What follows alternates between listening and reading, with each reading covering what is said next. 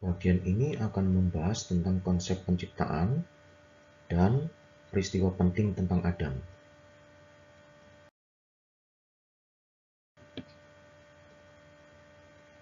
Wilayah Timur Tengah kuno memiliki dongeng tentang penciptaan, yaitu Enuma Elis.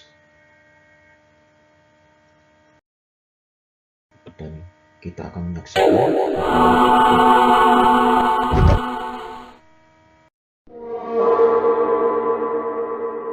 Before anything had a name, before there was firm ground, or sky, or the sun and moon, there was Apsu, the sweet water sea, and Tiamat, the salt water sea.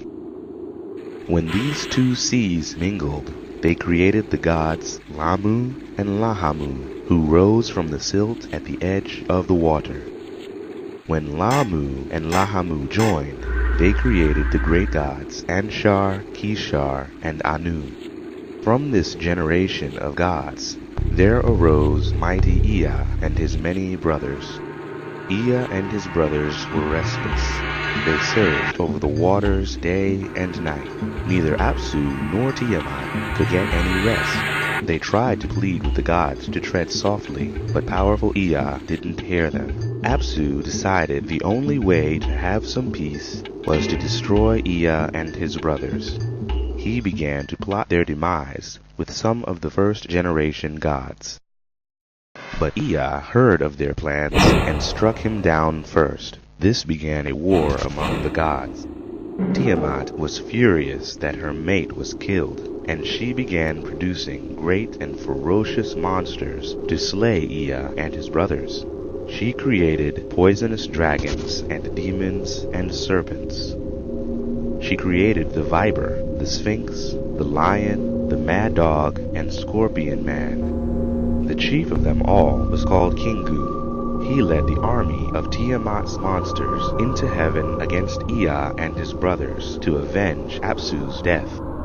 While Tiamat fashioned her army, Ea and the goddess Damkina created the great god Marduk. His eyes flashed with lightning, and when he spoke, he breathed fire. He was fearless and radiant. The gods cowered before him.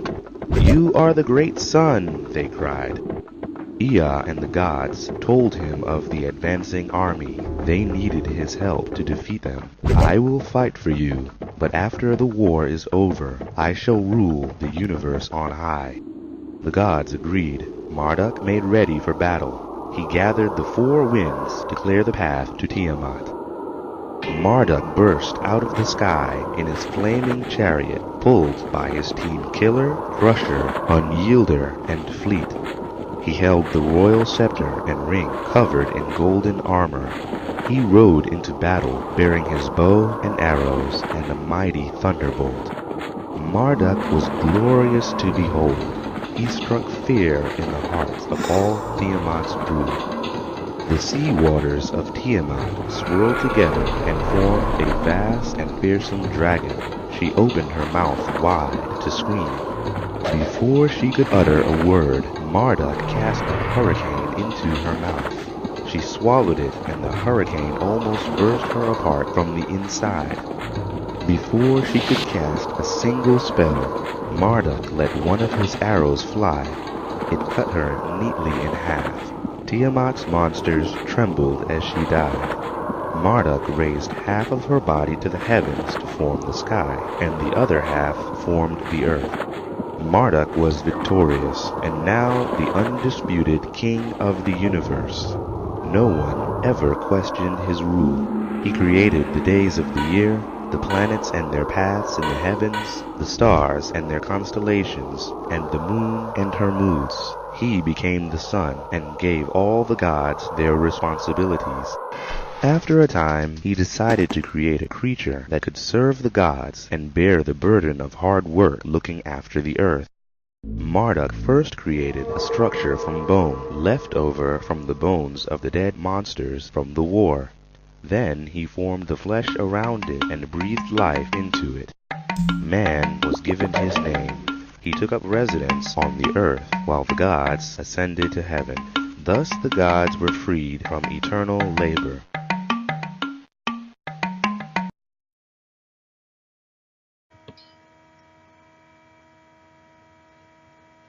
Jadi, ada perbedaan mendasar kisah penciptaan dalam Alkitab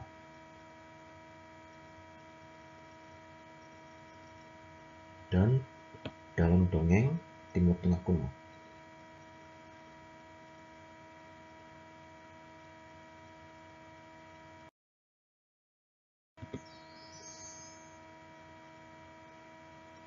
Alkitab menguraikan adanya keteraturan dalam kisah penciptaan, yaitu membentuk lalu mengisi.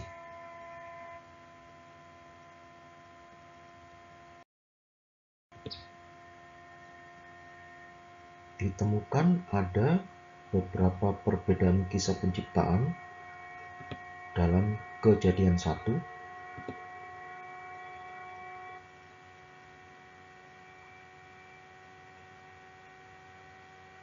dan Kejadian 2 yang dapat dijelaskan sebagai berikut.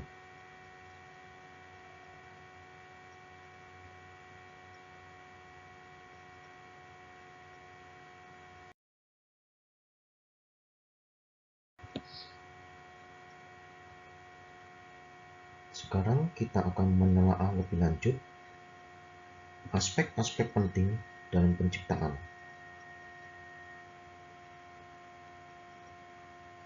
khususnya tentang manusia.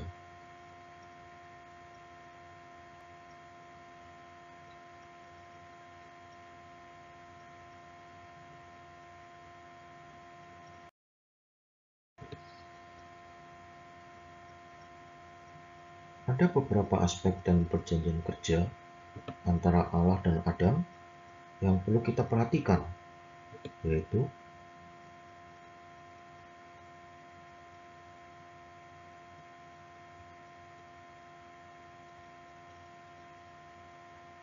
dan beberapa unsur perjanjiannya, yaitu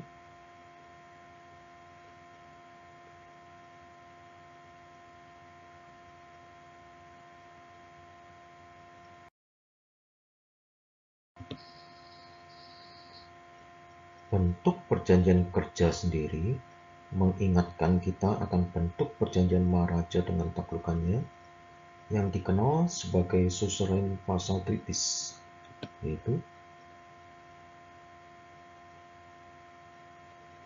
dan pola perjanjiannya.